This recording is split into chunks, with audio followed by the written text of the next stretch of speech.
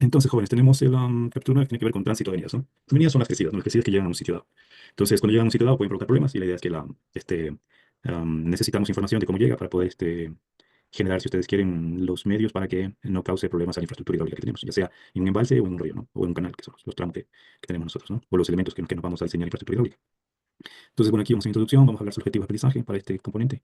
Vamos a hablar sobre el tránsito de eliminación de crecidas en ríos y embalses, ¿sí? Y bueno, después haremos un punteo de las ideas más relevantes, ¿no? Y digamos que hasta aquí estamos nosotros, ¿no?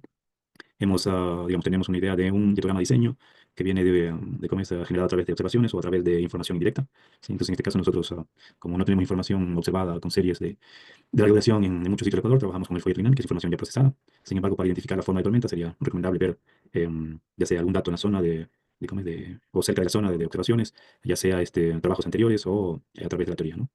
Del método que utilicemos, ¿no? Que hay muchos métodos, pero tenemos que escoger algún método. Entonces nosotros hemos escogido el método de Huff, hay otros, pero hemos escogido ese, que se usa mucho en Ecuador. Y entonces, esto de aquí, cuando esta precipitación cae sobre la cuenca, lo que conocemos nosotros como función de producción, es decir, producir agua disponible para generar escorrentía superficial. Entonces, ahí es cuando cruzamos este hidrograma de diseño, lo cruzamos con la capacidad de infiltración, y eso nos permite identificar la lluvia efectiva, ¿no? Y separarla de la infiltración. Y la lluvia efectiva es la que nosotros, digamos, es la lluvia que se transforma en una crecida, es decir, es la cantidad de agua que escurre superficialmente y llega hasta la red de drenaje de la cuenca y genera una crecida. Entonces, es la escorrentía rápida, ¿no? Y habíamos visto nosotros el método del hidrograma unitario combinado con la convolución para generar una crecida, ¿no? Entonces, esa es la función de transferencia. Toda esa agua que está disponible en diferentes partes de la cuenca a través de esta combinación de hidrograma unitario y la función y la convolución, movemos el agua desde diferentes partes de la cuenca hasta el sitio de interés y ahí formamos esa crecida. Entonces, tenemos una transferencia en la cuenca. Entonces, hasta aquí estamos. Y ahora la cuestión es que la idea es que, como decía, esto de aquí, esta crecida llega a un sitio de interés y ahí es cuando tenemos algunos métodos para estimar cómo sería el tránsito de esta crecida en un elemento dado, ¿no? De infraestructura hidráulica. Entonces ahí tenemos dos ejemplos, ¿no? A la izquierda y a la derecha, dos elementos diferentes. Entonces, esos dos elementos diferentes representan el comportamiento de una crecida que entra a un sistema y se transforma, ¿no? En el caso de la izquierda, tenemos una crecida que entra a un embalse. Entonces, ¿qué tenemos aquí? Tenemos que el caudal pico, si ustedes quieren, cambia, ¿no? Sí, se produce una variación de caudal. En este caso, el caudal pico de la crecida. Debido a la forma en la que el embalse tiene influencia digamos, en cómo se comporta el agua o la crecida que entra al embalse y después puede salir, ¿sí? Entonces, en el embalse tenemos que si tenemos un cuenco, tenemos infraestructura que permite que el agua salga, que puede ser controlada o libre si ustedes quieren, para permitir la salida y ese tipo de cosas. Y a la derecha tenemos otro caso, ¿sí? Que es el caso de un tramo de un río o de un canal, ¿no? ¿Sí? Entonces, también se produce una variación ¿cómo es? Del caudal, en este caso una disminución del pico.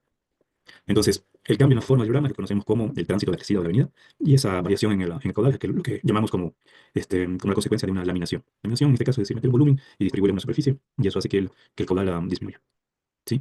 Entonces, la idea es que ahora vamos a ver cómo poder hacer esto, ¿no? ¿Sí? Entonces, vamos a hacer un repaso de lo que es un embalse, sus partes, una parte teórica, después tenemos una parte teórica para ambos casos y mañana haremos un si alcanzamos hoy día, comenzaremos con un ejercicio de embalse y mañana haremos con un ejercicio de cómo es de un río, ¿no? De cómo son un río. Hasta aquí dudas, inquietudes, jóvenes. ¿Aló? ¿No? ¿Todo bien? ¿Puedo continuar? ¿Sí? ¿Puedo continuar? Continúa. No, ok. Sí, Ya. Entonces, bueno, aquí vamos a chequear, como les decía, lo que es un embalse, sus características, vamos a los conceptos teóricos sobre el tránsito de las crecidas en los ríos y embalses y, bueno, ejecutar los cálculos, ¿no? Entonces, bueno, ¿qué es un embalse en este caso, no? Entonces, ¿ustedes reconocen ese embalse? ¿Represa o reservorio? En sus no paseos sé, Pacho. turísticos. No. Agoya. Agua sí. Se ha ido baños. Entonces, la foto de la derecha es vista desde aguas arriba, ¿no? Hay un puente por ahí y desde ahí se ve ¿cómo es la represa, ¿no? La represa vista desde aguas arriba. Entonces, se ven algunos elementos, ¿no? Que ya vamos a ver con detalle.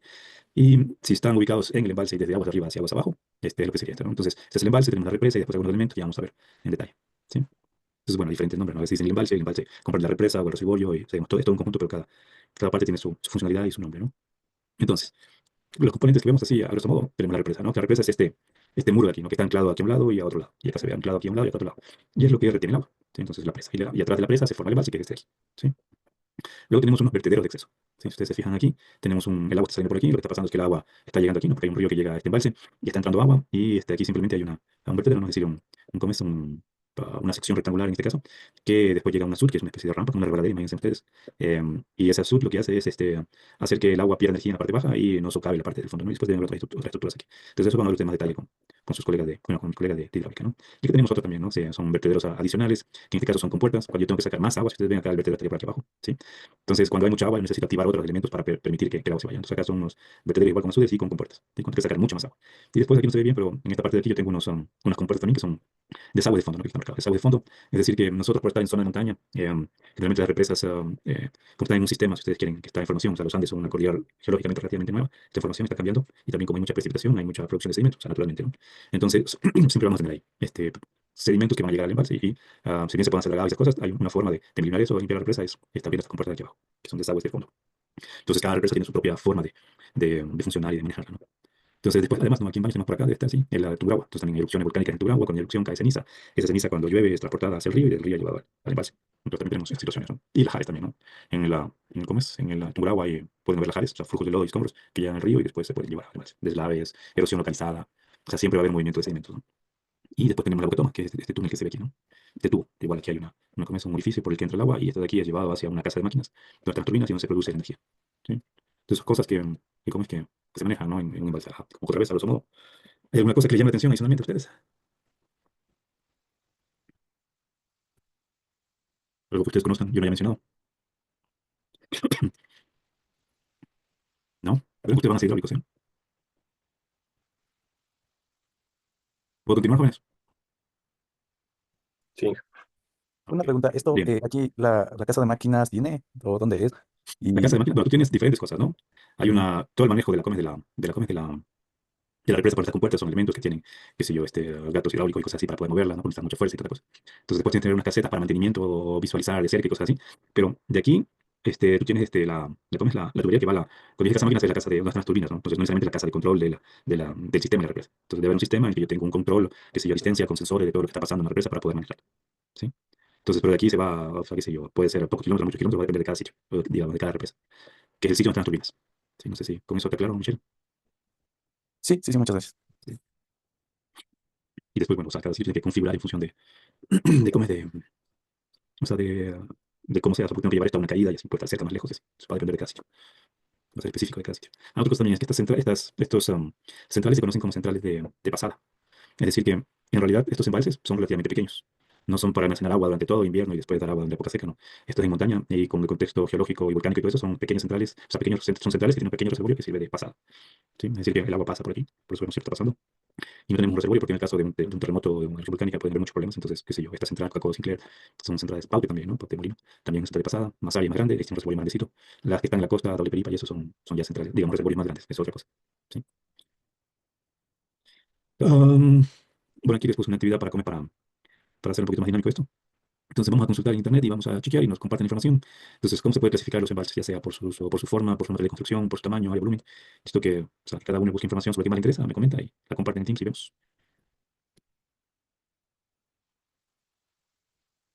Vamos a hacer al azar.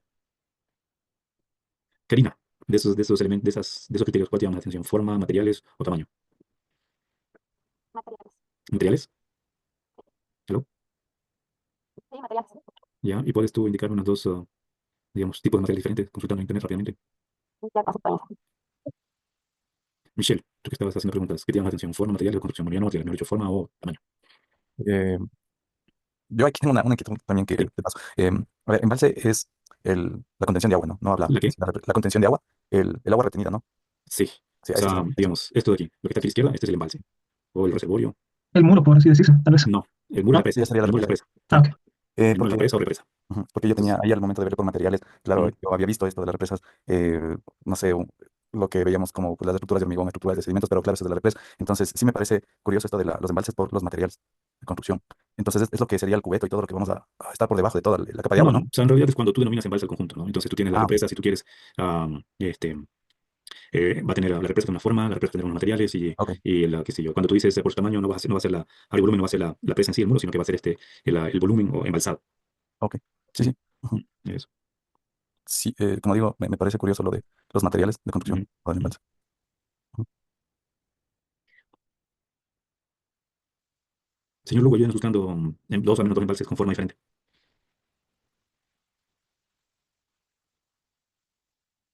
¿Se me escuchó? Señor Lugo, ¿me confirma? Sí, ya le gusta. Inge por forma se refiere a, digamos, la forma geométrica, ¿verdad? Sí. Ujú. O sea, yo vi que hay en forma de valle estrecho, valle ancho, llanuras y depresiones naturales. Ya, sí, cuando tú usas, digamos, el embalse, en sí, ¿no? O sea, digamos, tú tienes un valle estrecho, tienes una forma, tienes un valle ancho, la forma, depresiones naturales, que puede ser un humedal. am, este, ¿Qué más puede ser? Aquí hay una depresión natural, justamente. Si ven esto de aquí, esa es una depresión natural que fue embalsada, es la laguna de la Mica. Que es, ¿Qué es una cuenca endorreica? en Rica ¿Es es las una. lagunas en sí mismo? ¿Qué te dice San Google? Me dice que pueden ser, o sea, lagunas antiguas, o sea, supongo que Pregúntale a no, o San sea, no Google, dame un ejemplo de una cuenca endorreica. sé también, pero no Pregúntale, sé qué pregúntale, ejemplo con más confianza, práctico. con confianza. De eso se trata. Pregúntale, dame un ejemplo de una cuenca endorreica. Entonces creo que, o sea, de memoria, ¿no? Cuenca endorreica No, es que es una cuenca no que no tiene tiene salida al mar, ¿no? salida al mar. Claro, como el Titicaca, por ejemplo. Cuenca de la Titicaca es endorreica. Que también había otro, creo que el Popo, que desapareció. Ujú. Mm. Cuéntenos qué encontraron. Por la forma, bueno, la forma que tú hacías mención, creo que Darwin, tiene que ver con la forma del cuenco, ¿no? Del embalse, sí, naturalmente, donde se ubica. Pero también, desde el punto de vista de la presa en sí, hay formas. Yo encontré que pueden ser a gravedad, arco bóveda ¿Ya? y contrafuertes, como presas de fábrica y presas de materiales sueltos. Y entonces ya pasa al tema de materiales. Ajá. Mm. ¿Eso por forma o por materiales? O sea, en lo que encontré, la divide en dos partes. O sea, como forma, las presas de Mm. fábrica, que son de gravedad, arco fuerte y contrafuerte. Y por Sí, material, como presas de materiales sueltos. se ve cuando haces un muro gigante como este, ¿no? Ah, Y por su peso queda ahí, pero tiene que estar anclado a los lados, ¿no? Sí, después hay otros que son con una curva, también por el tema de, para, qué sé yo, suban hidráulicos, con hidrostática y cosas así, para el tema de cómo se compensar el efecto Pascal, que es la presión que aumenta con la profundidad y eso, ¿no? Y distribuye mejor. Y así, ¿no? Entonces hay temas ingenieriles que van a depender de cada sitio. ¿Sí? Karina, ¿qué encontró? Por materiales, encontré que hay de hormigón, hay por Ujú. materiales sueltos, presas de enrocamiento con cara de hormigón o concreto. Sí, o sea, Eso digamos encontré. que las como hormigón son las grandes, las que son materiales sueltos son las pequeñas, por ejemplo, para riego, y después a veces las protegen de la intemperie con algún recubrimiento, ¿no? Puede ser roca o alguna otra cosa. Cuando tenemos material suelto, me refiero, ¿no? Y después hay que hacer monitoreo para ver la infiltración y todo eso, y si hay flujos de agua y eso. Y ese tipo de cosas van a ver con Carla, ¿no? Cuando vean hidráulica subterránea. ¿Sí? O sea, para ese tipo de aplicaciones, que para ver cómo pasa el agua debajo de una represa, por ejemplo. Tamaño, ¿cuál es la represa más grande del mundo? Desde el punto de vista del volumen. ¿No es de las tres gargantas de China? Sí, ¿no? En principio. Y ahí creo que, no sé si la de Iguazú también le sigue. Y no sé si están haciendo más grande todavía en China, creo. Chequemos por área, ¿cuál es la más grande de volumen? O sea, la tres grandes, pero por área. Es otro criterio, ¿no? Chequen, por favor.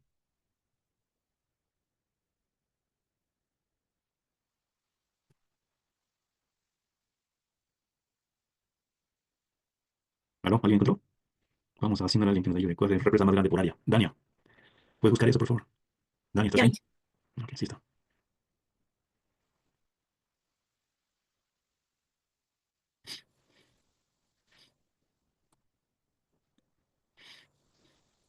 Tenemos otra pregunta. Si nos vamos por el más grande, Dania tiene que buscar eso, pero ¿cuáles serían los embalses más pequeños? Que también existen, que cumplen una función hidráulica. ¿Qué se le viene a la mente? Los embalses o reservorios. Que hayan visto ustedes, intuitivamente. ¿Alguno vive en un edificio ustedes, no? Todo vive en casa. Un edificio, un tercer piso. Ya, tercer piso es pequeño, ¿no? ¿Pero tu edificio es grande o pequeño? ¿Cuántos pisos Mm, tiene? 6, 7. ¿Sabes si tu edificio tiene cisterna? No, tienen los tanques, las bombonas. ¿Tienen tanques en el edificio? Ajá, ajá, ¿Abajo o arriba? arriba. Entonces O el sea, agua creo ya que en los dos lados. O sea, porque con bomba no daba hasta arriba, así que pusieron dos. los reservorios arriba para almacenar ahí. Acá uno arriba y uno abajo. Luego con Mm, bomba y el otro arriba nomás. ok. Sí, depende del edificio. Si es un edificio más nuevo, a lo mejor seguramente tiene una cisterna abajo y de ahí con una bomba compensa, mantiene la presión cuando la presión de afuera no es suficiente de la calle. Y depende de dónde se ubique el edificio y todo eso, ¿no? Si es un sitio bajo hay más problemas, pero un sitio alto hay más problemas. Entonces, eso. Digamos que es un reservorio familiar, ustedes creen, ¿no? Que vemos todos los días, pero que cumple una función. Hay unos reservorios que se llaman de pondaje, que son reservorios chitos. Ya vamos a ver. Dania, ¿qué encontraste? ya, hay, la represa más grande está en Caribe y es Cariba, ajá, en ok. el sur de África Sur de y se África. conoce como las cataratas Victoria. Más grande por área. Sí, por área. Ya, Tiene de 5.580 kilómetros cuadrados. Y la otra es la que mencionó mi compañero, la de Tres Gargantas, en China. ya, por volumen. Ajá. Ok, eso. Seguimos entonces. Si ven esa foto, si ven esas dos personas ahí abajo, ¿qué tipo de reservorio creen que sea este? Es un tanque de almacenamiento. ¿De almacenamiento de qué? Aguas residuales o de lluvia o pluvial. Claro, son dos cosas diferentes, ¿no? Parece ser de agua potable, bien a la salida de la planta o a la entrada. Ya, pero si ves el tamaño de las personas, ¿qué altura tienen más o menos? Aló. A lo unos 30 metros. Sí. 2, 4, 6, 8, 10, 12, 14, 16, unos 20 metros. Y si una persona, hacemos que una persona mide 2 metros, ¿no? Una persona grande. Entonces, este es un reservorio, yo les puse el link, ¿no? Ustedes tienen también en la presentación. Es un reservorio en la ciudad de Tokio. ¿sí? Entonces, como la ciudad es una ciudad, una megápolis, está cerca del nivel del mar, entonces cuando llueve, el agua causa muchos problemas, entonces hay que mandarla a algún sitio para que no salga así en forma abrupta hacia, o pase por la ciudad en forma abrupta o salga al mar directamente, ¿no? Entonces es un tanque de tormenta que se conoce. Sí, los tanques de tormenta en las grandes ciudades pueden ser así, de esta magnitudes. Y nosotros acá, nuestras ciudades todavía no son tan grandes, ¿no?, como para usar este tipo de cosas. Tal vez en Colombia, en Bogotá, hay unos reservorios que se llaman de pondaje, ¿sí? Que es para almacenar el agua temporalmente en la superficie, ¿no? Es un sitio que se envía a los colectores que confluyen ahí, el agua entra como una especie de, qué sé yo, de laguna, como lo que se puede ver en la Carolina, sí, pero más grande, ¿no? O sea, de dimensión más grande. Se la retiene ahí temporalmente y después se desfoga controladamente, para evitar inundaciones, ¿no? En los alrededores de un sitio donde puede ser desfogada esa agua, ¿sí? Entonces, un tanque de tormenta, si está bajo la superficie o sobre la superficie, nosotros aquí en la región se le denomina un reservorio de pondaje, ¿sí? Y eso les comentaba el otro día, creo que el lunes, de que en Quito ya se van a necesitar este tipo de reservorios. Porque ya, cuando ya no sé, el agua ya no puede ser enviada al río Monja, ¿no? Y en esas zonas del norte va a aumentar la impermeabilidad, porque va a aumentar el desarrollo urbano. Y van a tener que comenzar a hacer este tipo de cosas. No a esta magnitud, creo yo, pero por lo menos ya se comienzan a pensar en tanques de tormentas. Sí, de almacenamiento de tormentas. Que pueden llegar a haber caudales muy grandes, ¿no? O sea, que si yo en ese sitio del que habla del colegio había, que si yo, un caudal pico de 60 metros cúbicos por segundo, entonces ya es bastante grande, ¿no? Entonces pasamos a ver lo que es el tránsito de una crecida en un embalse, ¿sí? Entonces, bueno, ahí tienen unas referencias, tienen un PDF, ahora que funciona el link, me chequean, por favor, me confirman que funciona. Y luego tienen ahí otro de este libro que creo que tal vez les compartí en un momento dado, del profesor Ponce, de la Universidad de San Diego. Entonces, como referencia, ¿no? Y después lo que está hecho ahí viene de otro libro, del que les había comentado en la referencia gráfica de Benoit Ingrid. Entonces, la cuestión es que para el caso de una, ya, ¿qué es esto? Para el caso de un embalse, de una presa, qué sé yo, de una represa, ¿sí? Lo vamos a enumerar así a todo el sistema, ¿no? Entonces, tenemos que la forma en la que sale el agua, si ustedes quieren, depende de cómo es el cuenco, depende de la infraestructura que yo tengo, ¿sí? Por ejemplo, como decía, un vertedero, más dos compuertas, más un caudal, más una captación, más el rezago de fondo, todo eso son infraestructuras hidráulicas que hace que en algún momento dado tengo que abrir una para que salga más agua, o y así sucesivamente, ¿no? Entonces, la forma en la que sale el agua depende de todo eso, ¿no? Entonces, la cuestión es que nosotros necesitamos, a partir de lo que ingresa a nuestro reservorio, es decir, nos ubicamos, qué sé yo, un sitio en el que podamos simular la crecida antes de la entrada al reservorio. Con esa crecida llega al embalse, se lamina, o sea, pierde ese caudal, entra por una sección de río, se distribuye en toda esta superficie, entonces se produce este efecto de laminación y disminuye el caudal pico. Pero también para que salga el agua necesitamos manejar toda esta infraestructura, ¿no? Entonces, para ver resolver eso hay que hacer un procedimiento, ¿no? Que ya vamos a ver. Y de lo que se conoce como el procedimiento de laminación de una avenida o de una crecida, un embalse. Entonces, para eso tenemos que plantearnos, ¿no?, conceptualmente el problema, ¿sí? Entonces tenemos nosotros aquí unos grafiquitos, ¿no? Con unas figuras que están con unas etiquetas. Entonces, y está esquematizado, ¿no? Entonces, ¿qué tenemos? Tenemos aquí el caudal. Entonces tenemos con la sigla I, tenemos los caudales de ingreso, tenemos el efecto de laminación, tenemos con la línea punteada, tenemos el caudal de salida. ¿Sí? En este caso, se lo puede pasar como, qué sé yo, como cubo aquí, ¿no? Perdón, como off, que vamos a ver caudal de salida, out. Y tenemos otra información que requerimos, que es una relación que nos permita vincular, si ustedes quieren, el almacenamiento, este almacenamiento, este máximo, con el caudal, en este caso, en este valor, en este límite sería el caudal máximo, pero con los caudales, ¿no? ¿Sí? Y en mi reservorio, tengo un sistema sencillo, como ejemplo aquí, tengo, o sea, un corte, entonces tengo el fondo del reservorio, tengo aquí una captación de fondo, o un orificio de fondo, puede ser para captar o para enviarlo a otro lado, el vertedero, el azud, la entrada de agua, almacenamiento. Y acá yo tengo una representación de cómo varía el almacenamiento en mi embalse. Es decir, que si yo tengo una variación de almacenamiento respecto al tiempo mayor que cero, que sería esto de aquí, cuando tenemos la diferencia entre las entradas y las salidas, son positivas, el reservorio se está, digamos, llenando. Llega a un máximo y de ahí comienza a vaciarse, ¿sí? Entonces, aquí cuando yo cojo la diferencia entre las salidas son más grandes que las entradas, eso me indica que mi reservorio está vaciando. Y en este punto en el que coinciden las dos, ¿sí?, que sería aquí también, esto representa que en ese instante, si ustedes quieren, las entradas son iguales a las salidas. Por eso en ese instante la variación de almacenamiento respecto al tiempo sería igual aquí a cero, ¿no? ¿Sí? Si mi sistema en este momentito está en equilibrio. Quiere decir que las entradas son iguales a las salidas. ¿Estamos jóvenes? ¿Aló? Esto me dicen por qué no los veo. Ahí sí los veo. Sí, estoy. ¿Todo bien? Sí, esto no es complicado.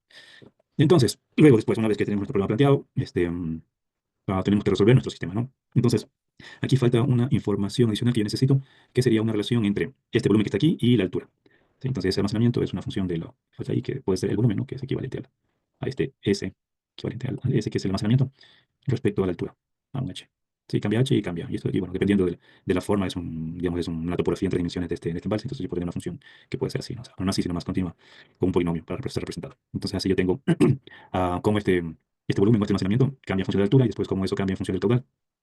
Y así yo tengo que buscar un sistema que me permita relacionar eso, ¿sí? Entonces, este sistema digamos, un planteamiento desde el punto de vista matemático, si ustedes quieren, en el que yo voy a intentar, si ustedes, si bien se pueda, resolver esta cuña que está aquí, ¿no? ¿Por qué tengo que resolver esta cuña? Es porque yo tengo una condición que conozco aquí, inicial. Esta condición también la conozco porque estoy midiendo el caudal de entrada a mi cuenca. Me impongo una condición aquí y voy a resolver para este momento, ¿no? Este momento es un instante, es, digamos, el caudal de salida en un instante t más j. Entonces, este caudal de salida, cuando yo me puse cuando conozco y cuando conozco tengo que, digamos, plantear un sistema de ecuaciones que me permita resolver esto. Y esto de aquí lo que vemos que es como la variación de almacenamiento, ¿no? Entonces, tengo una variación de almacenamiento el instante final menos el instante inicial, en este caso j menos el instante final, o t más 1, y después tengo que plantear una ecuación, y bueno, hay sistemas que son ya resueltos y conocidos, que se conocen como sistema de Puls, para poder resolver esto. ¿Sí? Entonces, y después eso hay que representar nuestro sistema embalse en este tipo de esquema.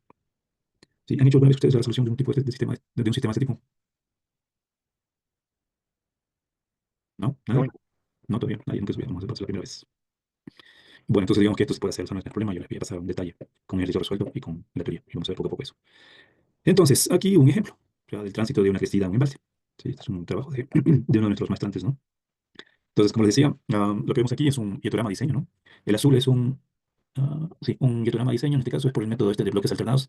¿Se acuerdan que yo les decía que cuando vimos esos métodos conceptuales ¿cómo es que para generar hietogramas? En este caso es un hietograma que fue desarrollado en Estados Unidos y lo que busca, si ustedes quieren, en esas condiciones de Estados Unidos, representa unas tormentas tipo en una parte, creo que es una parte de Estados Unidos, en algún sitio de Estados Unidos, y para las cuencas de ese sitio les permitía maximizar el caudal, ¿no? Entonces, como se usa mucho en Estados Unidos, hay gente que lo maneja bastante en Ecuador, dependiendo de la escuela en la que haya, cuando yo digo escuela, es escuela americana, escuela europea, no sé, asiática, lo que sea, utilizan esos métodos y digamos que por costumbre lo manejan, ¿no? Y también porque está relacionado al método del Soil Conservation Service para el CN, pero también para el método de tránsito de electricidad con el método del diagrama unitario del SCS. Es decir, que es un conjunto, ¿no? Tengo diagrama de diseño, generación de sistema específica y tránsito de electricidad con todo en la escuela americana con el tema del Soil Conservation Service. ¿Sí? Entonces, lo que vemos ahí en rojo, vemos este litograma que ha sido perturbado por el efecto del cambio climático en ese sitio, ¿no? Que es una represa que se llama Baba y que está construida no sube baja down, dice, que está construida en la costa. Y si ustedes se fijan, ya tenemos la línea azul, que es un heliograma, producto de esa crecida, en esa cuenca que llega a esa represa. Y tenemos como la crecida se ve el efecto en la línea roja, ¿no? Evidentemente, tenemos un caudal más alto. Y luego otra vez a la derecha tenemos también el tránsito de la crecida, si ustedes quieren, ¿no? Tienen la crecida azul transitada y la crecida roja transitada. La crecida roja es perturbada por el cambio climático. Y después lo que ven ahí ustedes son a los perfiles, ¿no? Es decir, cómo el perfil debería ser modificado, el perfil de la SUT, es decir, la estructura de descarga de los caudales debería ser modificado para poder evacuar el agua, ¿no? ¿Sí?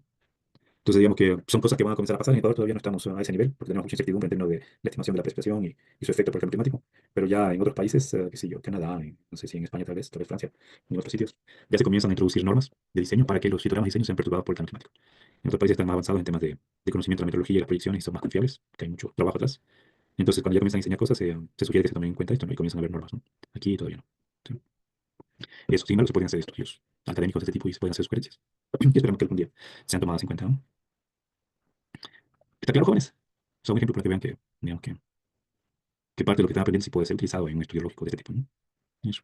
En realidad lo que estamos haciendo es generación de escenarios, ¿no? Que puede ser el periodo de retorno diferente y cosas así. Eso. ¿Puedo seguir? Verán, entonces, acá tenemos otro caso, que en este caso ya es el caso del río de un canal, ¿no? Entonces lo que vemos ahí es una foto vista desde aguas arriba hacia aguas abajo de un río, ¿no? Y tenemos esa situación, ¿no? A la izquierda en aguas bajas y a la derecha en aguas altas, ¿no? Es decir, de una crecida. Como referencia podemos ver este, este poste, ¿no?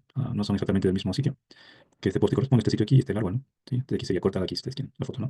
Entonces, en este caso, la cuestión es que en un río así de este tipo, ya que es una planicie, ¿no? En realidad no es una plana, tenemos toda esta zona que va a ser una zona de inundación y el problema va a ser cuando este nivel del agua supere las protecciones que seguramente hay por aquí y ya comienza a afectar la infraestructura que hay, que puede haber en estos lados, ¿no? Que puede ser, qué sé yo, vías, casas, oficinas, lo que sea, ¿no?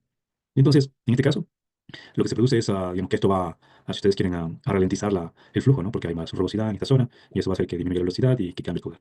Entonces, lo que va a pasar aquí es cuando llegue una crecida así a este sitio, si es una crecida torrencial rápida, va a ser como una onda que se va a ir moviendo por aquí. Es decir, la crecida, esto de aquí, es una onda que se está moviendo en este caso por aquí. Y entonces, eso va a hacer que si yo defino un tramo, en ese tramo y es una crecida rápida, si ustedes quieren, en un sitio voy a tener un nivel y después más abajo y el otro nivel de agua. Y a la medida que la crecida va pasando, ese efecto de aumento de nivel de agua se va a ir trasladando hacia aguas abajo, ¿no? Entonces, es un efecto, si ustedes quieren, dinámico en el tramo del río. ¿Sí me siguen, jóvenes? ¿Vale? Sí. Ok. Entonces, en este caso, el ejemplo que habíamos visto antes, ¿no? En las diapositivas iniciales, el efecto sería algo parecido a esto, ¿no? Si yo tengo una crecida y en un tramo de un río, yo veo que se genera una laminación, que habíamos dicho que es la distribución de ese volumen en una superficie más amplia, ¿sí? En un volumen más amplio, y eso hace que baje el caudal, ¿sí? Y eso en ese tramo, ¿no? Tengo un tramo que yo defino una entrada, una salida, y en ese tramo se da este efecto. ¿Por qué parecería que el nivel, digamos, que el caudal pico cambie menos? Es porque, o sea, yo tengo primero como es solamente un tramo, la capacidad de almacenamiento aquí es relativamente pequeña, entonces también por eso se da una disminución pequeña del pico. Entonces, esto yo lo puedo hacer con diferentes métodos, ¿sí? Entonces, hay métodos hidrológicos, que es el que vamos a ver, que son métodos empíricos, que usamos los hidrólogos cuando hacemos nuestras modelaciones hidrológicas. Pero también pueden haber métodos, bueno, mejor dicho, hay métodos hidráulicos, ¿no? Que son ya más para temas de diseño en el sitio. Entonces, en este caso, nosotros como hidrólogos nos interesa es tomar en cuenta ese almacenamiento relativamente pequeño en un tramo de río y la disminución del caudal. Y para cuando hacemos nuestras modelaciones geológicas, y con un método desde el punto de vista numérico, si ustedes quieren, relativamente sencillo, para que cuando hagamos nuestros cálculos no tengamos que, o sea, hagamos una representación, si ustedes quieren, minimalista de la realidad, pero que nos permite cumplir nuestro objetivo de cómo hacer una modelación lógica y mover el agua de un lado a otro, ¿no? De la cuenca. De ahí cuando ya otra vez, insisto, cuando tengan que hacer un análisis para diseño en este caso, de zonas de infraestructura de protección a los lados o para controlar la erosión en un lado del río y todo eso, ahí ya tendrían que hacer un tránsito, si ustedes quieren, utilizando un modelo hidráulico. ¿Sí? Que hay modelos que mis colegas manejan muy bien y después verán eso con ellos en sus clases de hidráulica, ¿no? Sí, nosotros un método sencillo, simplemente. Entonces tenemos un esquema similar, ¿sí? Lo que vimos antes, ¿no? Tenemos una entrada, una salida, un sistema, como decía, dinámico, que es lo que aumenta el nivel, tenemos un comportamiento y cuando disminuye el nivel tenemos otro comportamiento. Nuestro almacenamiento es como una especie de cuña que cuando entra en nuestro segmento, tenemos nuestro segmento del río, o nuestro tramo del río, cuando entra la crecida tenemos un aumento de nivel y como decía, aguas abajo tenemos otro nivel que es menor, y después esto se traslada por el tramo, ¿no? Y después aquí tenemos como cuando ya sale, ¿sí? Entonces tenemos almacenamiento de la crecida, y como es un sistema, como decía, dinámico, eso hace que este comportamiento entre el caudal y el almacenamiento tenga un comportamiento en la crecida y otro comportamiento a la decrecida, ¿sí? Y después tenemos nuestro sistema también de aumento de la variación positiva, la variación negativa, coincide en cómo es el almacenamiento, la variación de almacenamiento es igual a cero cuando las entradas son iguales a las salidas. ¿Sí? Entonces después otra vez ya veremos un método para representar eso, que es con el método de Muskington, y de un señor que ideó una forma de representar esto matemáticamente de forma relativamente sencilla. Entonces, ¿qué se necesita en este caso? Medir aquí los caudales, mirar los caudales, calibrar un modelito, si ustedes quieren, empírico, y con eso representar cómo se mueve esta onda, cómo pasa de aquí para acá, de aquí para acá. Y con eso, cuando venga una crecida, poder calcular cómo se movería por aquí y cómo sería este efecto del diagrama de salida en ese tramo. ¿Sí? Que puede ser un tramo corto o un tramo largo, no, en realidad. Es un tramo que nosotros definimos. Eso. Y aquí un ejemplo, ¿no? de una modelación biológica. En este caso, es una cuenca grandota, la cuenca del río Esmeraldas. O sea, comienza por acá. Por aquí está Quito. Sí, aquí está Quito. Y tenemos varias estaciones hidrológicas y meteorológicas en la zona. ¿Sí? Y en este caso lo que hicimos como estudiante mío fue hacer una reconstrucción de una magnitud de crecida del 4 de junio del 23, ¿no? Tal vez algunos se acuerden de eso. En Esmeraldas hubo una gran crecida ya a finales, o sea, casi ya no se esperaba en esta época, ¿no? Una crecida ahí. O sea, digamos, una lluvia torrencial y una lluvia muy grande, una tormenta muy grande. Y en un sitio de Esmeraldas hubo una evacuación de 15.000 personas, ¿no? En 2, 3 días, ahí inundados. Entonces, con la modelación biológica, se divide la cuenca grande en subcuencas. Entonces, por ejemplo, aquí yo tengo una cuenca, meto el caudal que se produce aquí, lo meto aquí, el agua que se produce aquí, o el caudal que se produce aquí, lo meto aquí, y de ahí tengo que moverlo hasta acá, si ustedes quieren, y sumarlo a este caudal, al caudal de esta cuenca, ¿sí? Entonces, cuando yo tengo estos elementos en el que tengo que hacer tránsito ¿cómo es? Del agua en tramos de río, ¿sí? Ahí es cuando tengo que aplicar un método ¿cómo es? De tránsito de crecidas o de avenidas en un tramo de un río, ¿no? Entonces, no es un tramo chiquito, sino es un tramo grande en este caso, para poder representar lo que pasa acá. Entonces, lo que teníamos aquí, teníamos una base de datos con precipitación y datos horarios y lo que hicimos fue cruzarlo con datos de imágenes satelitales, y como es para rellenar los datos, ¿no? Y tener una representación complementaria de la precipitación con todas sus limitaciones y poder simular esto, ¿no? Y porque ese día, digamos, se perdió la información porque se destruyó la estación hidrométrica, no sabíamos qué magnitud había pasado por ahí. Calibramos el modelo, hicimos una representación con una primera aproximación, ¿no? Porque fue un estudiante de pregrado. Entonces no profundizamos en este. Entonces digamos que aquí hay un tema que puede ser retomado, ¿no? Entonces esto de aquí igual está en el repositorio digital, no sé si les lo compartí, pero se lo voy a compartir. Y eso, ¿no? Digamos que se pueden hacer este tipo de cosas. Después, bueno, lo que podemos decir desde mi perspectiva es que este tránsito de laminación tras la crecida son procesos similares, ¿no? La denominación, si ustedes quieren, ¿no? Y las bases pueden ser clasificadas según sus características y funcionalidad, como ustedes vieron, ¿no? Necesitamos información, para hacer un embalse, necesitamos información detallada sobre la crecida de entrada, es decir, que hay que hacer mediciones aguas arriba del embalse, la forma del cuenco, necesito yo esa información de entre el almacenamiento y la altura, es decir, la batimetría, que va a cambiar en el tiempo, ¿no? También, por la entrada de sedimentos. La infraestructura, información de infraestructura de la que permite la salida del agua del embalse, ¿sí? Y condiciones de aguas abajo del embalse, porque como en esa que vimos, ¿no? En la represa esta que vimos en la figurita, los que han ido a baños, ¿sí? Aguas abajo de esto hay, qué sé yo, está el Pailón del Diablo, ¿no? Entonces, ahí hay actividad turística. Entonces, si yo dejo salir mucha agua, yo puedo también afectar las actividades turísticas abajo. Y abajo hay una cadena de cascadas, ¿no? Naturales que pueden ser, digamos, como ya ha cambiado el esquema, ya no son, o sea, por ejemplo, en el Diablo ya es natural, con esa modificación, con toda esa escalera y todas esas cosas, con gente ahí, que puede ser expuesta a una necesidad. Hay que tener cuidado, ¿sí? Entonces, hay que tener en cuenta también las actividades que hay abajo. Generalmente son ubicaciones de ciudades, recreación, actividades productivas. En el río, como pesca, puede ser, por ejemplo. Entonces, hay que tener en cuenta eso cuando voy a la gestión del embalse. Y también información sobre la dinámica de la infraestructura de salida. Es decir, que todos los elementos que permiten captar agua, que permiten evacuar agua, ya sea por arriba o por los aguas de fondo, todos esos elementos tienen una estructura, ¿no? Una dinámica. Y ahí también les compartí una tesis sobre un plan de manejo de una represa para que se dé cuenta que debería considerar todas esas cosas, ¿no? Cuando hago la gestión de un embalse. En este caso de los hidrogramas, en el tramo de un río, necesito hidrogramas aguas arriba y aguas abajo para generar el parámetro del modelo de tránsito de crecidas, ¿no? Que también son cosas que yo puedo calcular. Puedo ver unas crecidas en un sitio, crecidas en otro sitio, ver cómo es la velocidad en la que la crecidas se da en un sitio y después más abajo, cuánto tiempo después llega la crecidas al otro sitio, y con eso me da una idea de no tanto la velocidad, sino la celeridad de la onda, es decir, la magnitud del vector de velocidad. Y es una cosa que yo necesito para poder calibrar el modelito que les decía, el de Muskingum, y poder representar eso cuando tengo otra crecidas y simule cosas. Eso, jóvenes, esta parte. Entonces, lo primero que vamos a hacer es entrar a esta parte de aquí, ¿sí? Cómo resolver este problema. Entonces aquí viene la parte fea o no sé si es interesante para ustedes. ¿No que le gusta más las matemáticas, otro menos? Denme un segundo. Ya. Tienen un archivo ahí ustedes que se llama S14.2. Es esto de aquí. Es un PDF en el que está escrito a mano escrita. ¿Lo pueden abrir, por favor? ¿Lo tienen ahí, a la mano? Sí. Ok. Entonces, bueno, digamos que esto de aquí es el desarrollo de las ecuaciones para definir este sistema con el que vamos a hacer el cálculo de un tránsito que sea de un envase, ¿no? Entonces, la cuestión es que yo tengo un principio de conservación de masa, ¿no? Entonces, en este caso mi caudal y como si, en este caso una variación de área en mi sistema, ¿no? En el tiempo. Entonces, hago qué sé yo, en lugar de tener estos diferenciales, es decir, variaciones muy chiquitas, hago una variación discreta, y transformo eso a una variación discreta. Y esta variación de caudal la represento como las salidas menos las entradas, ¿sí? Y después esta variación de almacenamiento la represento como una variación del área respecto al espacio o al X. Y este, sí, esta es la variación de almacenamiento.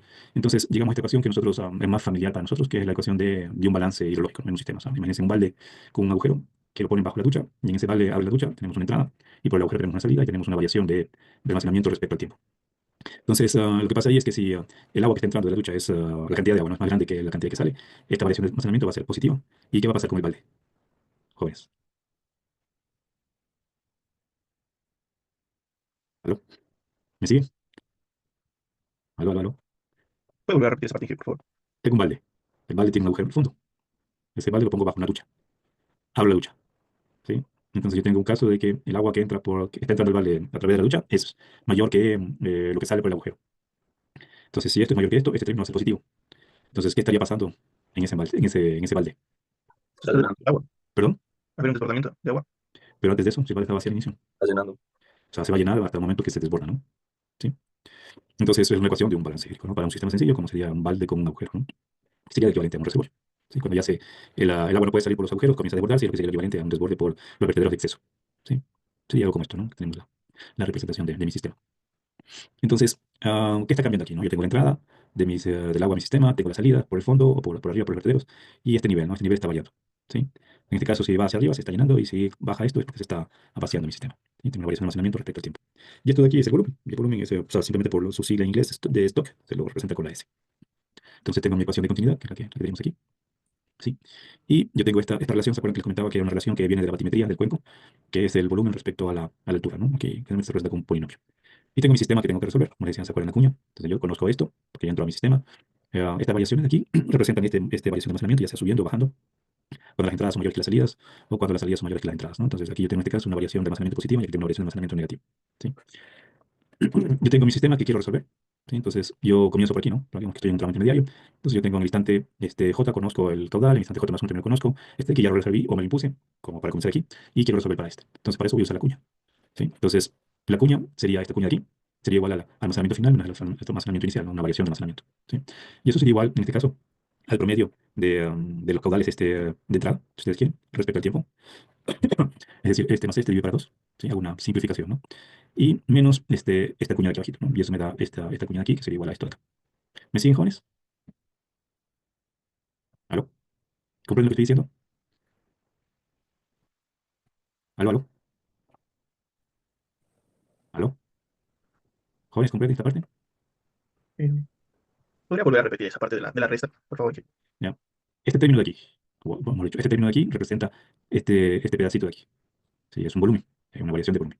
Esto de aquí, este término de aquí, sí, es la condición final menos la condición inicial. ¿Sí? Entonces, eso igual a que yo cojo el valor del caudal final, sería este de aquí, más el valor del caudal inicial, sería este de aquí. ¿Sí? De eso saco el promedio. Entonces yo tengo aquí una altura promedio. ¿Sí? Tendría aquí como un rectángulo, un elemento finito, si ustedes quieren, ¿no? Eso multiplicado por el ancho. Tengo un rectángulo, la altura de, si ustedes quieren, la altura de esto sería equivalente al lado de un rectángulo multiplicado por el otro lado del rectángulo. Entonces eso me da un volumen que sería todo esto. A eso le resto esto de aquí abajo, que sería esta condición, menos esta condición, que sería el caudal aquí, menos el caudal aquí, menos, y eso el promedio de esa altura multiplicado por el ancho, que el ancho sería el mismo, porque es el mismo delta t, ¿no? Sí. Y eso me da este volumen de aquí. ¿Sí? Entonces, como yo les decía, yo quiero resolver mi sistema para este término aquí, que es este que está aquí. ¿Sí? Entonces mi incógnita sería, en este caso, el caudal de salida, para este caso en el instante j más 1, porque es el que estoy intentando resolver, porque ya me puse este. Ya me puse este de aquí.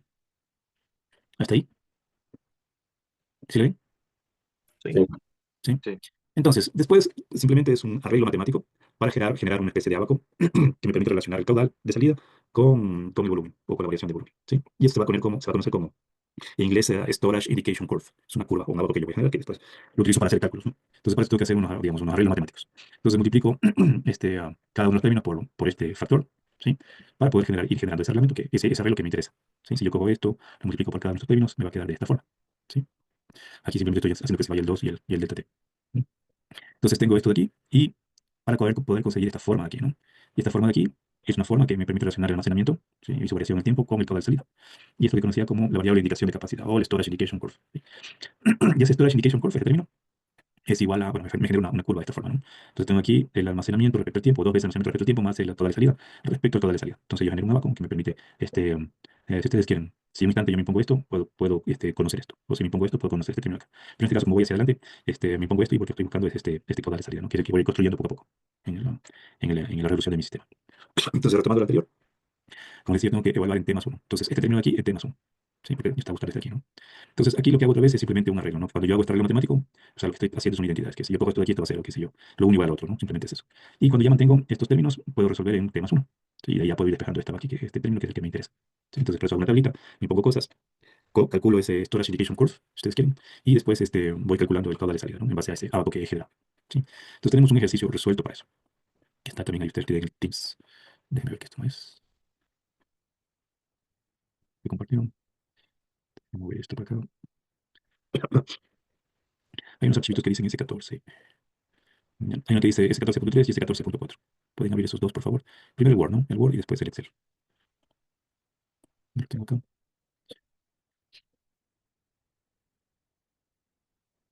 Entonces es esto, ¿no? Entonces yo tengo la propagación de una crecida avenida en un reservorio aplicando el método de Storage Indication Curve. ¿Sí? Entonces en el Excel, no, aquí está el nombre cambiado. Entonces, yo tengo un reservorio, tengo mi entrada, tengo aquí por aquí sale el agua, por aquí también puede salir el agua. Y tengo Y una. sigue presentando. Ah, no se ve esto. No se ve. Pon el archivo Word, ustedes, por favor. Ahí sí lo ven. Sí. Ya. Entonces, yo tengo mi reservorio, tengo el diagrama de entrada, tengo digamos, mi represa, el embalse, el cuenco, tengo una infraestructura que me permite sacar agua por el fondo y por acá arriba cuando yo supere, digamos, este nivel, ¿no? Que es la cresta del vertedero. ¿Sí? Entonces tengo yo una información aquí, no disculpa por el francés aquí, pero tengo este, la altura máxima, la altura inicial de mi sistema, es decir, que mi sistema comienza aquí, con agua llena hasta aquí, ¿no? Tengo tomas de agua, en este caso tengo dos orificios en el fondo, tengo una ecuación de descarga de los orificios, entonces la cantidad de agua que sale por aquí depende de la altura, ¿no? Que tengo, la carga que tengo sobre el orificio, ¿sí? Con sus características, ¿no? Y luego tengo el vertedero acá, que el vertedero también va a comenzar a funcionar cuando el agua llegue acá arriba y de ahí permita que el agua salga, ¿no? Igual con una carga que se define en función de la altura que va a tener ¿cómo se llama? El agua del reservorio, ¿no? A medida que llegue la necesidad. Y yo les decía que podía, digamos, a partir de la matimetría y todo esto, construir una relación entre el volumen y como este volumen de aquí cambia en función de la altura. A medida que yo voy poniendo un H, ¿sí? Yo puedo ver qué volumen tengo. Entonces, esto de aquí. Entonces, esto ahí me permite, por ejemplo, si yo me pongo un H por aquí arriba y después me pongo un H por aquí abajo, eso quiere decir que mi reservorio se está vaciando y yo puedo calcular esa variación de almacenamiento. Porque tengo una relación entre el volumen y la altura. Entonces, aquí tendría un volumen inicial, acá un volumen final. Entonces, la variación de almacenamiento sería el volumen final menos el volumen inicial. ¿Sí? Entonces, yo puedo calcular esas variaciones a partir de esta ecuación. Si yo me pongo el valor de H, calculo el volumen y así. Puedo calcular variación de almacenamiento. Entonces, bueno, aquí vamos digamos, a resolver un ejercicio similar a esto, ¿no? Entonces, digamos, lo que les expliqué en las hojitas del manuscrito es lo mismo que está aquí, ¿no? Paso a paso. ¿Sí? Y después aquí hay un ejemplo de cálculo, ¿no? Un ejemplo, qué sé yo, literal en este caso. Les comentaba que voy calculando cada uno de los términos hasta poder despejar este de aquí en función de este término que es el Storage Indication Curve. ¿Sí? Entonces yo me pongo este y de ahí voy calculando ese y me pongo estos valores para calcular en el instante siguiente, ¿no? Entonces aquí es literal. Aquí, uy, no se ve la curva esa. Y después, para este caso que tenemos, yo tengo que la storage indication curve de esta forma, la relación entre dos veces el volumen respecto al, sí, bueno, dividido para el tiempo más el caudal de salidas, y eso respecto al caudal de salida. Este, tenemos un ejercicio literal aquí, ¿no? Que podemos ir viendo poco a poco. Calculo una cosa, me pongo la otra y así voy calculando hasta poder calcular este caudal de salida. ¿Sí? Y después con eso yo puedo hacer la laminación de la densidad, ¿no? Bueno, aquí hay otra pregunta, es un ejercicio que está resuelto, ¿no? Después un tema de almacenamiento. Entonces, esto de aquí está en el Excel que les comentaba. Tengo primero unos datos, ¿no? En este caso tengo unos datos, digamos, de una crecida, ¿no? Entonces tengo el tiempo, que va, el tiempo cambia cada 10 minutos, tengo contado el número de intervalos y tengo aquí una crecida. O sea, los datos de un canal de crecida, ¿no? Luego yo tengo lo mismo, pero en un gráfico. ¿Sí? Entonces, esta sería mi crecida que ingresa al reservorio. Luego yo tengo una tablita de datos que me permite, ¿cómo es? Generar a partir de esta ecuación que relaciona el volumen con la altura, yo me pongo la altura y calculo el volumen, ¿no? Con una ecuación, que es un dato, ¿no? Sí, es un polinomio de tercer grado, ¿no? Con una raíz aquí. ¿Sí? Simplemente un ajuste. Y eso de ahí es una cosa que varía de esta forma. Para este caso específico, ¿no? Es decir, que cuando yo tenga un reservorio, tengo la batimetría y a partir de la batimetría yo puedo generar este modelo o esta relación y para cada caso va a ser una ecuación diferente. Sí, esta es una ecuación empírica que corresponde a este reservorio exclusivo. Pero con los datos de cómo es de batimetría o los datos de topografía, ¿no? Y también porque yo puedo hacer un estudio para un sitio donde debería ponerse un reservorio. Y esa información la saco de la topografía, ¿no? Ustedes que ya manejan civil 3D y esas cosas, al revés derecho, pues no tienen problema con esas cosas. Sí, ¿no? ¿Me siguen, jóvenes? ¿Hasta aquí me comprenden? ¿Aló? Sí, hasta aquí sí. Sí. ¿Aló? Sí, sí. ¿Aló, aló? ¿Me están siguiendo, jóvenes? ¿Puedo Sí. avanzar? ¿Hasta ahí estamos? ¿Hasta ahí estamos? Ok, gracias. Y luego yo tengo la tabla o el cálculo de este Storage Indication Curve. Entonces, ¿cómo hago? Si yo tengo otra vez mi ecuación ¿cómo es? De mi volumen respecto a la altura, ¿no? Entonces, lo primero es que yo tengo la altura, está, digamos, georreferenciada, si ustedes quieren, o nivelada. Sí, son cotas. ¿Sí? Entonces, lo que yo hago es ubicar estos sitios que me interesan. Estos sitios que me interesan es el fondo del reservorio, ¿no? Entonces, esta cota corresponde al fondo del reservorio. Y como yo tengo mi ecuación esta de aquí para calcular el volumen, yo entro a esa ecuación es con el H, desde el fondo del reservorio. Simplemente es eso, esa, sí, esto menos la altura del reservorio, ¿no? Sí. Uy. Entonces, ahí sería cero. Y luego yo voy calculando, ¿no? La altura del fondo del reservorio, la cota del fondo del reservorio. Y calculo, yo tengo ya mi H. ¿Sí? Hasta un sitio que me interesa, que aquí donde que tenía una condición, que es el H para el tiempo inicial, porque mi reservorio no está vacío cuando comienza a llegar la electricidad. Y así hasta otra situación, que tal vez aquí, por aquí puede ser cuando comienza a funcionar algún elemento. Y ya. Y con eso yo puedo calcular el volumen con la ecuación que tengo. Calculo el volumen, ¿no? Calculo el volumen y el volumen aumenta con altura. Simplemente la ecuación que está ahí. Luego yo tengo el caudal de los orificios. Se acuerdan que en el fondo yo tenía dos orificios. Entonces, para esos dos orificios yo tengo unas ecuaciones, que son estas de aquí, ¿no? Que lo teníamos en el texto. Tengo dos orificios con esa ecuación de descarga del orificio, ¿no? Un diámetro y un coeficiente de descarga. ¿Sí? Entonces, si yo me pongo una altura, yo puedo calcular el agua que sale por el orificio. Y así sucesivamente hasta un valor, qué sé yo, máximo, ¿no? Que sería un poquito más allá del tope de la, ¿cómo es? De la- del nivel del agua en el reservorio. Entonces, igual. Luego yo tengo el caudal de los vertederos. Entonces, del vertedero, mejor dicho, el vertedero de exceso tiene un coeficiente de descarga, tiene su propia ecuación, tiene el ancho del vertedero y a partir de qué altura comienza a funcionar, que es 847 metros, y a partir de ahí comienza a funcionar. Antes de eso no funciona. Entonces yo voy a tener cero hasta antes de 847. Sí, porque sigue, sigue, sigue, sigue, sigue. Y aquí cuando decía que tenemos cotas mayores a 847, ya hay altura de carga sobre el vertedero y comienza a funcionar y de ahí comienza a salir el caudal, ¿no? Y tiene mayor capacidad que el orificio, ¿no? El orificio puede ser una captación y una para otra cosa, ¿no? Como desagüe de fondo. Es un caso hipotético, ¿no? Y tengo el caudal de salida. El caudal de salida, ¿a qué sería igual? Según los Excel que tienen ustedes. Dafne, ¿a qué sería igual el caudal de salida? A la sumatoria del excedente más del orificio. Pero solo la sumatoria del excedente. Bueno, la sumatoria del vertedero de exceso Ajá. Sí, más de los orificios. más lo de los orificios. Es cuando yo tengo una altura que permita tener ambas cosas funcionando, o si no, sería, dependiendo de la altura, solo lo que sale por los orificios. ¿Sí? Entonces, eso sería lo que simplemente la suma de las dos columnas que calculamos anteriormente. Y luego calculo este término que me interesaba, que es 2 veces el volumen, que ese es un dato que tengo, ¿sí? Dividido para el tiempo, y más el caudal de salida, más este. ¿Sí? Entonces, yo tengo este volumen dividido para el delta T, eso se transforma en caudal, y eso más el caudal de salida, y tengo este valor aquí. ¿Sí? Y con eso, como tengo ese término que me servía para construir este abaco o el Storage Indication Curve que habíamos dicho. Y bueno, acá tengo el caudal de salida que sería igual a tabla de acá, ¿no? Simplemente para hacer el gráfico. ¿Sí? Y entonces ahí yo puedo hacer mi gráfico, que tiene esta forma. Para este caso tiene esta forma característica.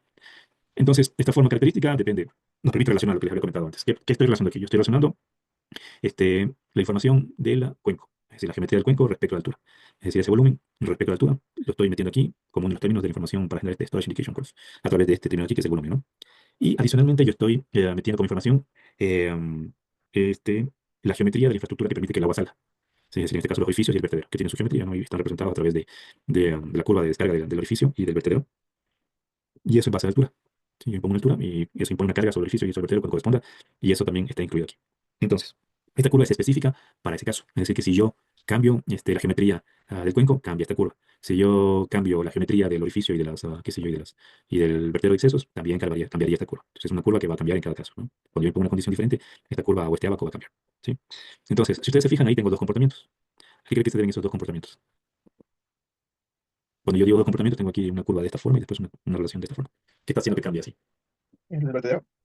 Sí, es decir, que en la primera parte yo tendría el funcionamiento de solamente de los edificios. Y una vez que ya comienza a funcionar el vertedero, ya comienza, si ustedes quieren, a primar el comportamiento del vertedero, porque el vertedero tiene mayor capacidad de fobia. ¿Sí? Entonces, se ve reflejado con ese quiebre, ¿no? ¿Sí? Y como les decía, esto va a cambiar si cambia cualquiera de los términos que hemos considerado. Ya sea la geometría del cuenco o la geometría de los elementos de salida, que permiten que la pasada. ¿Está claro hasta aquí? ¿Puedo seguir, jóvenes? ¿Aló, aló? Sí. Ah, ok. Bueno, luego yo tengo ya, cuando ya tengo ya definida este abaco, si ustedes quieren, yo voy a calcular el caudal de salida. Tengo unos escenarios ahí, hipotéticos. Entonces, yo aquí tengo unos valores iniciales. ¿Se acuerdan que les decía que cuando veíamos la parte teórica, ¿no? Esto aquí, si ven mi pantalla, cambié de pantalla, ¿se la ven? Sí, sí, sí. ¿Ya? Entonces, que yo tenía que resolver este sistema, ¿no? Entonces, hay cosas que conozco, hay cosas con las que inicio los cálculos, y hay cosas, o sea, es decir, me impongo, y de ahí comienzo a hacer los cálculos en los términos, para resolver el valor del término siguiente. Entonces, el término siguiente que me interesa es el caudal de salida. Entonces, tengo que ponerme cosas y hago un cálculo en un instante t más 1. Entonces, esto de aquí sería, si ustedes quieren, una fila de mi Excel, y esta sería la fila siguiente. Entonces, yo me pongo cosas y de calculo para la fila siguiente. Eso es lo que estoy representando voy a dejar de compartir para volver a Excel. Como cambio de... ahí.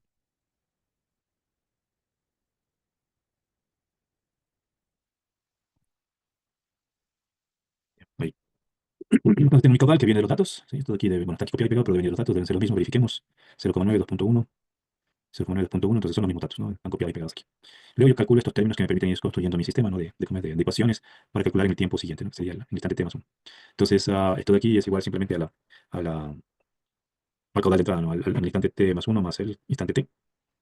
Luego tiene este término que yo lo construyo en base a estos datos de acá, ¿sí? Porque tengo aquí un menos. Tengo dos veces el volumen menos ¿cómo es? El caudal. Entonces tengo ese dato.